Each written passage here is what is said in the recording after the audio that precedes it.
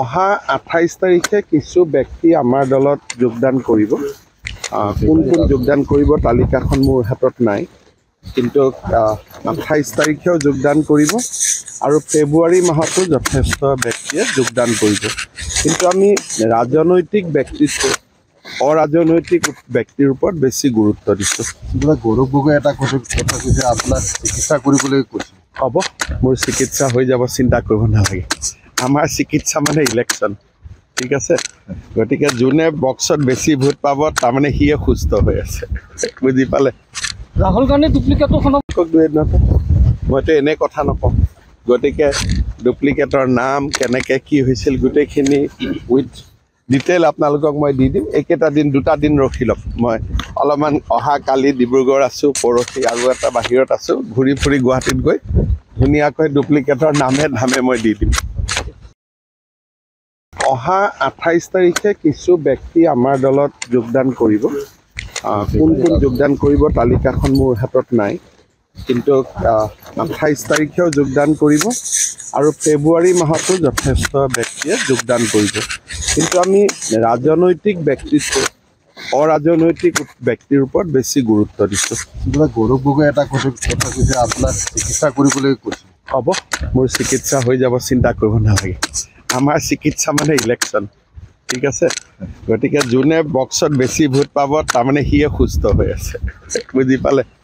ৰাহুল গান্ধী ডুপ্লিকেটখনক মইতো এনে কথা নকওঁ। গতিকে ডুপ্লিকেটৰ নাম কেনেকৈ কি হৈছিল গোটেইখিনি উইথ ডিটেইল আপোনালোকক মই দি দিম। এইকেইটা দিন 2টা দিন ৰখি লওক। মই অলপমান অহা কালি ডিব্ৰুগড় আছোঁ, পৰহি আৰু এটা বাহিৰত আছোঁ, ঘূৰি ফুৰি গুৱাহাটীত গৈ ধুনীয়াকৈ ডুপ্লিকেটৰ নামে ধামে মই দি দিম।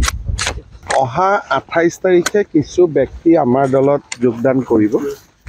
কোন কোন যোগদান কৰিব তালিকাখন মোৰ হাতত নাই, কিন্তু 28 তাৰিখেও যোগদান কৰিব আৰু ফেব্ৰুৱাৰী মাহতো যথেষ্ট ব্যক্তিয়ে যোগদান কৰিব। কিন্তু আমি ৰাজনৈতিক ব্যক্তিত্ব অৰাজনৈতিক ব্যক্তিৰ ওপৰত বেছি গুৰুত্ব দিছোঁ। গৌৰৱ গগৈ এটা কথা কৈছে, আপোনাক চিকিৎসা কৰিবলৈ কৈছে। হ'ব, মোৰ চিকিৎসা হৈ যাব, চিন্তা কৰিব নালাগে। আমাৰ চিকিৎসা মানে ইলেকশ্যন, ঠিক আছে। গতিকে যোনে বক্সত বেছি ভোট পাব তাৰমানে সিয়ে সুস্থ হৈ আছে, বুজি পালে। ৰাহুল গান্ধী ডুপ্লিকেটখনক মইতো এনে কথা নকওঁ। গতিকে ডুপ্লিকেটৰ নাম কেনেকৈ কি হৈছিল গোটেইখিনি উইথ ডিটেইল আপোনালোকক মই দি দিম। এইকেইটা দিন 2টা দিন ৰখি লওক। মই অলপমান অহা কালি ডিব্ৰুগড় আছোঁ, পৰহি আৰু এটা বাহিৰত আছোঁ, ঘূৰি ফুৰি গুৱাহাটীত গৈ ধুনীয়াকৈ ডুপ্লিকেটৰ নামে ধামে মই দি দিম। অহা 28 তাৰিখে কিছু ব্যক্তি আমাৰ দলত যোগদান কৰিব। কোন কোন যোগদান কৰিব তালিকাখন মোৰ হাতত নাই, কিন্তু 28 তাৰিখেও যোগদান কৰিব আৰু ফেব্ৰুৱাৰী মাহতো যথেষ্ট ব্যক্তিয়ে যোগদান কৰিব। কিন্তু আমি ৰাজনৈতিক ব্যক্তিত্ব অৰাজনৈতিক ব্যক্তিৰ ওপৰত বেছি গুৰুত্ব দিছোঁ। গৌৰৱ গগৈ এটা কথা কৈছে, আপোনাক চিকিৎসা কৰিবলৈ কৈছে। হ'ব, মোৰ চিকিৎসা হৈ যাব, চিন্তা কৰিব নালাগে। আমাৰ চিকিৎসা মানে ইলেকশ্যন, ঠিক আছে।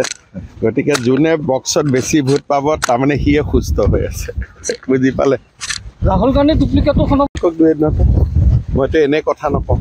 গতিকে ডুপ্লিকেটৰ নাম কেনেকৈ কি হৈছিল গোটেইখিনি উইথ ডিটেইল আপোনালোকক মই দি দিম। এইকেইটা দিন 2টা দিন ৰখি লওক। মই অলপমান অহা কালি ডিব্ৰুগড় আছোঁ, পৰহি আৰু এটা বাহিৰত আছোঁ, ঘূৰি ফুৰি গুৱাহাটীত গৈ ধুনীয়াকৈ ডুপ্লিকেটৰ নামে ধামে মই দি দিম।